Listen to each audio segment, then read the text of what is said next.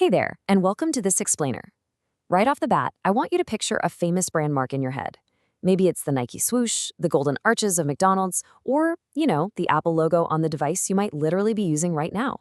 It is absolutely amazing how these symbols trigger instant recognition, isn't it? Well, today we are going to explore the incredibly fascinating history of exactly how we got here. Here is our roadmap for today. We'll be covering 1. Ancient roots of branding. 2. Trademarks and the industrial boom. 3. Coca-Cola, the first giant. 4. Corporate identity and Paul Rand. 5. Apple, evolution of an icon. And 6. The modern minimalist era.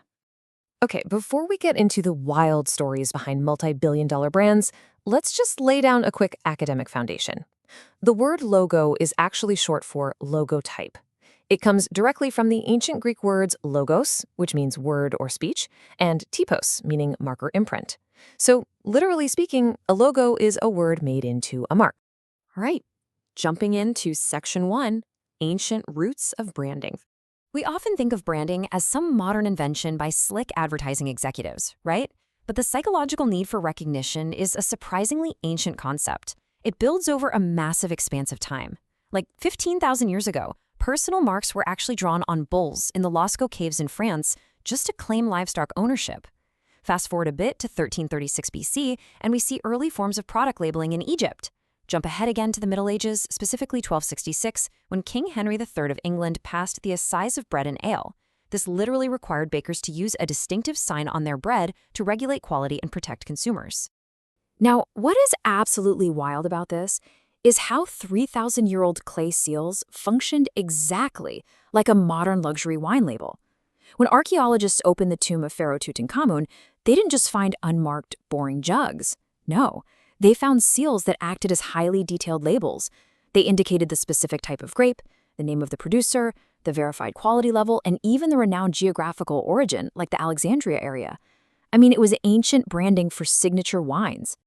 And this perfectly illustrates how visual branding solved a very real, practical problem, communicating safety and quality to a public that mostly could not read.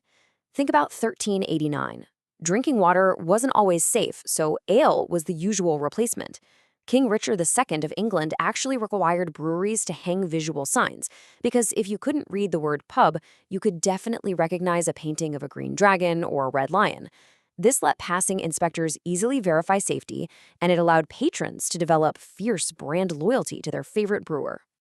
Moving right along to Section 2, trademarks and the industrial boom. The transition to machine production during the Industrial Revolution completely transformed how merchants protected and presented their stuff. Notice the massive aesthetic shift that happened. Back in the 19th century, the Victorian era totally dominated graphic design. It was incredibly ornate, super complex, and filled the entire page with elaborate typography and romantic imagery. But as we pushed into the 20th century, European modernists and Swiss design principles really rebelled against all that heavy ornamentation. The new philosophy was simple: function must determine form. They embraced minimalist, grid-based, highly logical design using clean sans serif typefaces. So as international trade literally exploded, products were suddenly traveling further than ever before. Countries everywhere had to scramble to rapidly evolve their graphic arts and legal frameworks to keep up. The massive world exhibitions in London and Paris in the 1850s elevated brands like Louis Vuitton and Tiffany on a global stage.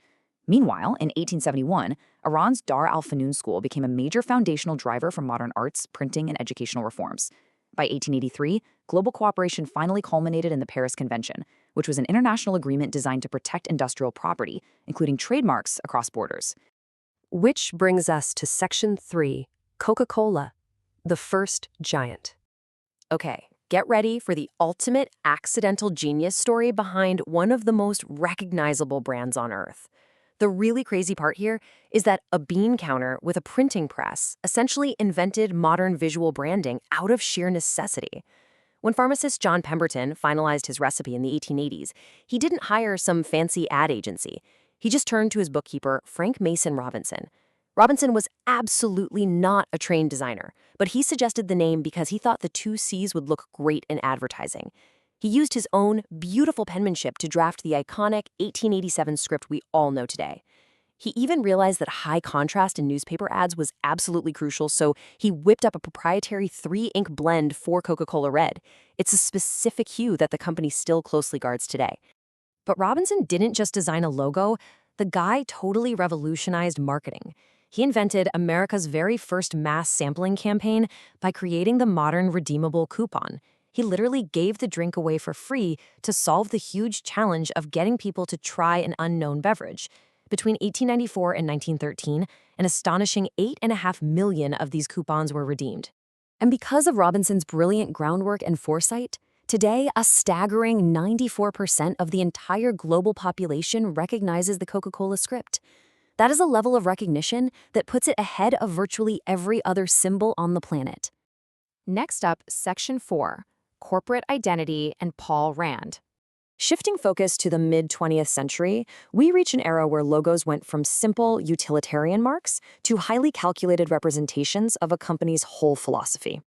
To really ground this history, we have to talk about Paul Rand. This is the man who gave us the iconic IBM, UPS, and Westinghouse logos. He famously said, "A logo is always a reflection of a company and not the other way around." He deeply believed that a logo doesn't somehow magically fix a bad business, but rather it becomes the ultimate shorthand for everything that company actually is. You see, Rand was fiercely committed to durability over fleeting fashion. He absolutely hated temporary trends and digital tricks like airbrushing, drop shadows, and zooming effects. He felt they were just used to be sensational. Instead, he relied on the strict functional logic of Swiss design. Take his 1962 logo for the American Broadcasting Company, ABC. He built it out of pure geometry, just 4 simple, unchanging circles. It was so perfectly balanced that when new owners tried to redesign it decades later, they ultimately just decided to keep Rand's original. Because pure geometry, well, it simply outlasts vanity redesigns. All right, let's jump to Section 5, Apple, Evolution of an Icon. Take a second and think about the phone or computer you might be using right now. When Apple first started back in 1976, their very first logo was this highly complex Victorian-style illustration of Isaac Newton sitting under a tree. I mean, it was completely impractical to put on a small piece of hardware. So naturally, in 1977, they shifted to the famous rainbow apple. Then in 1998, as the whole company pivoted to becoming a premium tech giant, they adopted a sleek, monochrome look. And today, it has evolved into a perfectly flat, refined, and incredibly versatile minimalist icon. Now, what makes this evolution absolutely brilliant is how every single iteration perfectly matched Apple's evolving business strategy. Designer Rob Janoff added the bite mark, not just for scale, but as a clever visual pun on a computer byte. The early rainbow stripes, they were specifically chosen to humanize early technology, making computers feel warm and accessible to everyday people. And that modern monochrome silhouette adapts flawlessly whether it's etched onto aluminum, printed under glass, or glowing on a high-resolution digital screen. And that brings us to our final stop, Section 6, the modern minimalist era. We are currently witnessing firsthand how the digital screen has forced the ultimate simplification of brand marks literally everywhere. Even massive digital native brands have had to adapt.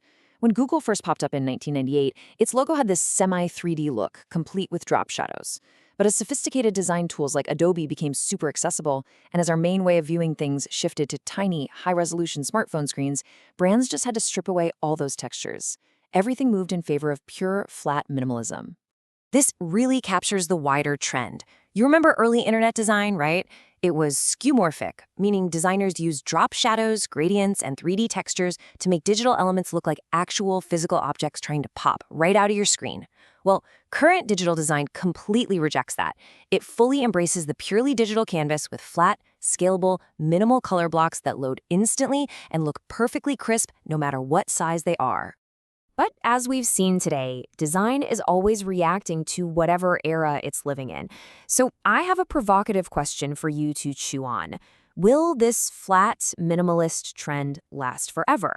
Or, just like the modernists rebelled against the Victorians, will the pendulum inevitably swing back, bringing a whole new era of complex, highly ornamented design straight back to our screens? To wrap this whole explainer up, just think about the incredible historical arc we've traced today. From 15,000-year-old markings on cave walls to an elegant, flat icon glowing on your digital screen right now, the core function really hasn't changed at all. A logo remains the absolute ultimate psychological tool for human recognition and trust. I really hope this explainer makes you look at the brands surrounding you every single day with an entirely new historical perspective.